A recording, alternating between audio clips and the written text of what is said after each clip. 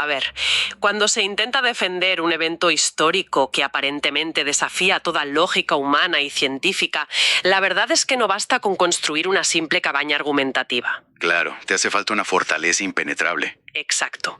Unos cimientos a prueba de escepticismo puro y duro, unos muros blindados frente a la crítica forense y un techo que, además de cubrir la estructura, tenga una arquitectura conceptual perfecta.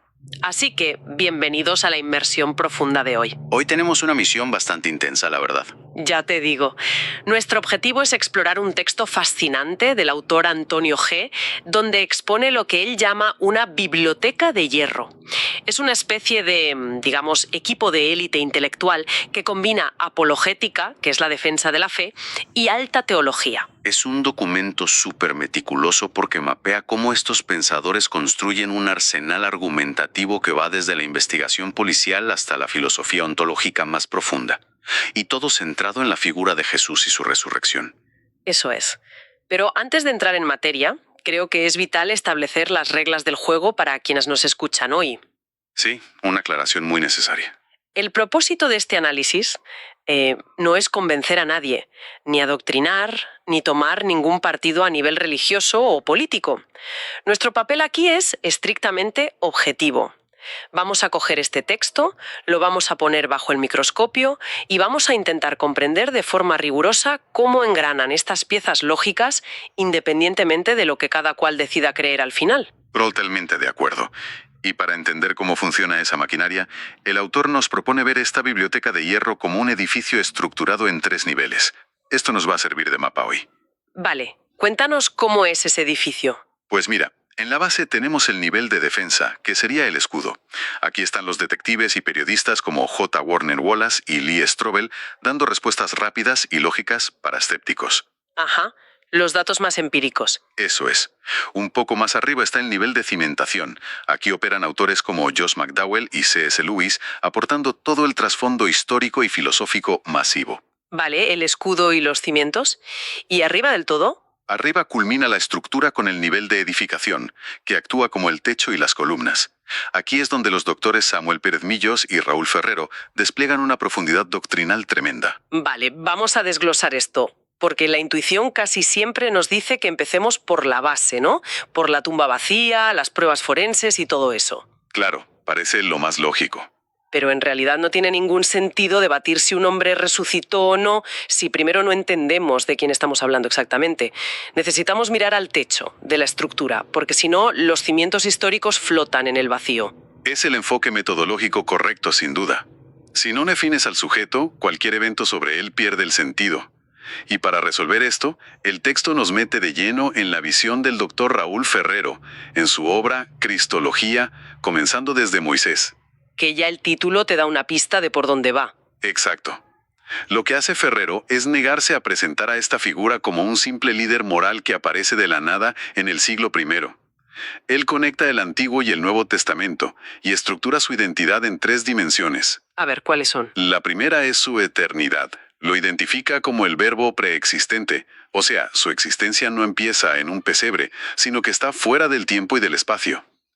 La segunda es su esencia, su naturaleza divina, y la tercera es la encarnación, que es su vida humana y su ejemplo práctico. O sea, subraya que todo este perfil dual ya era esperado por Israel, citando los salmos mesiánicos y todo esto, ¿verdad? Sí, y además con un enfoque súper práctico para el día a día, huyendo de lo puramente académico. Vale, pero al poner sobre la mesa esa esencia divina y esa encarnación humana al mismo tiempo, chocamos contra el gran dilema de la teología.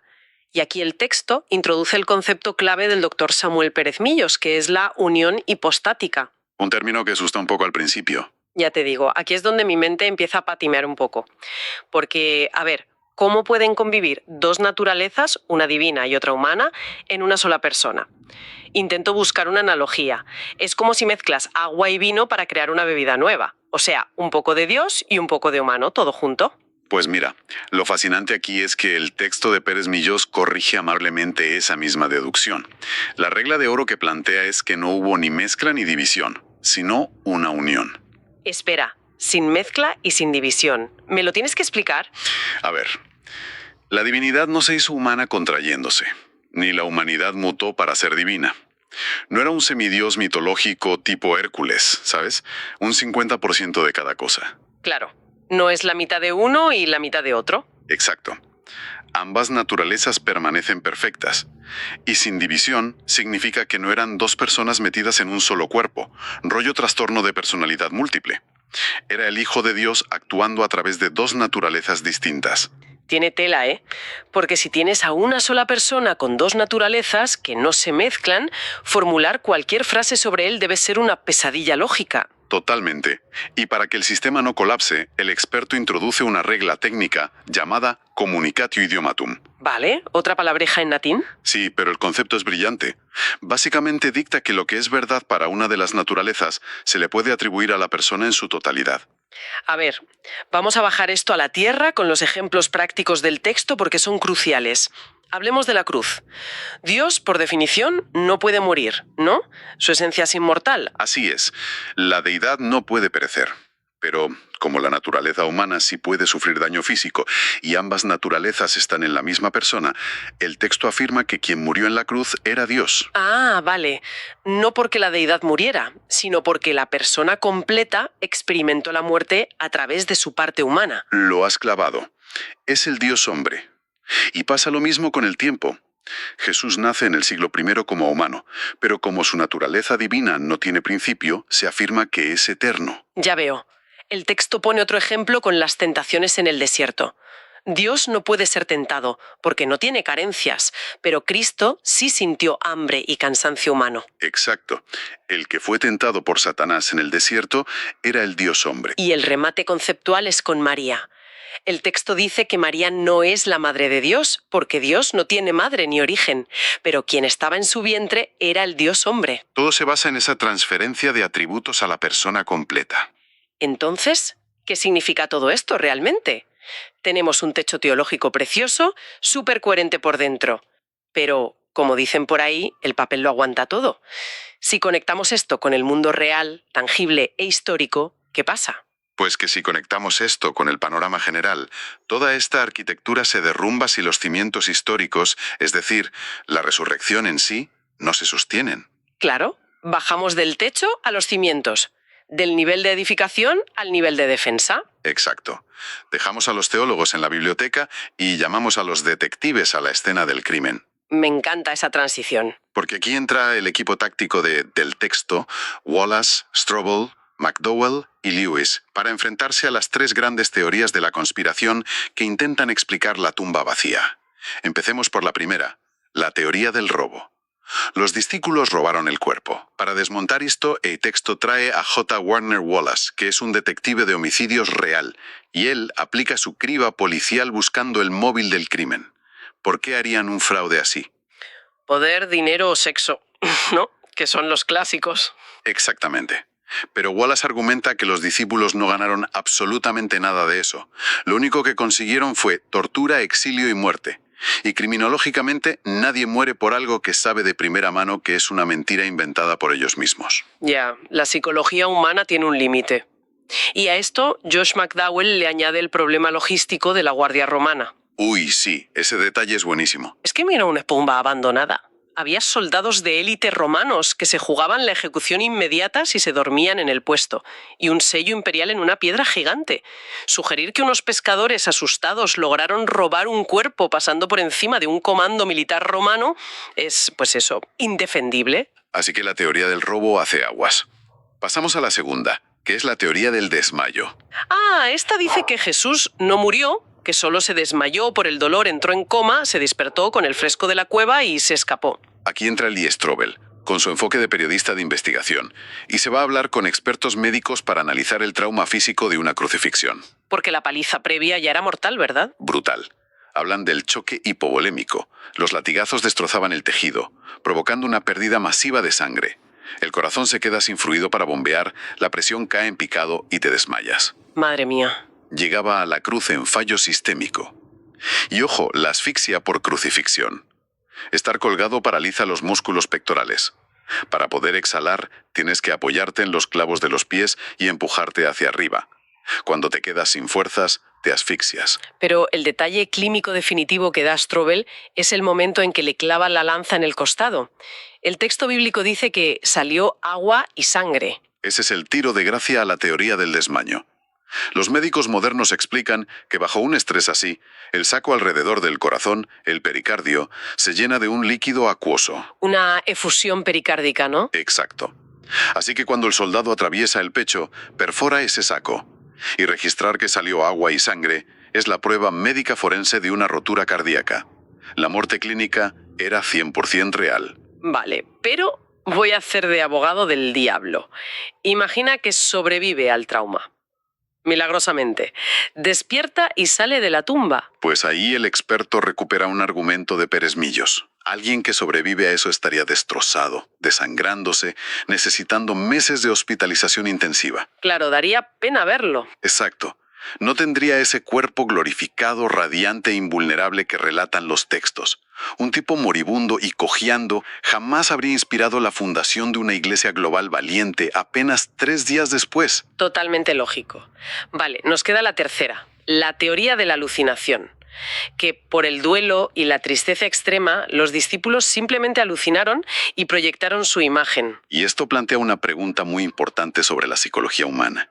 Wallace argumenta basándose en la psiquiatría moderna que las alucinaciones son individuales, ocurren dentro del cerebro de una persona. Como un sueño, vamos, no te puedes conectar al sueño de tu amigo por wifi. Tal cual. Y los registros dicen que más de 500 personas lo vieron en lugares y momentos distintos. Estadísticamente es imposible que todos tengan la misma alucinación compleja de forma colectiva. Y el texto remata esto con el toque irónico de C.S. Lewis, que me encanta. Lewis dice que las alucinaciones, los fantasmas, no se sientan en la playa a desayunar pescado asado con sus amigos. Exacto. Una proyección mental no mastica, ni tiene aparato digestivo, ni interactúa físicamente con la materia de esa manera tan sostenida en el tiempo. Es un argumento aplastante.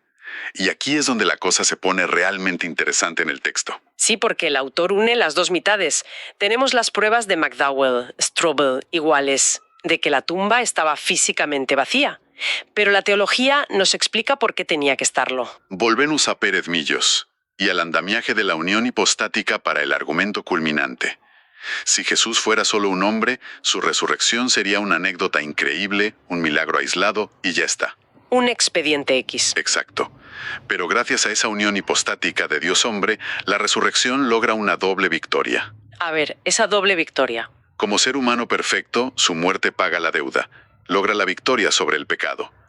Pero como Dios, en su naturaleza divina e inextinguible, la muerte simplemente no tenía la capacidad de retenerlo. Claro. Consigue la victoria definitiva sobre la muerte. O sea, McDowell te da las pruebas forenses de que la puerta de la tumba se abrió, pero Pérez Millos te da la razón ontológica.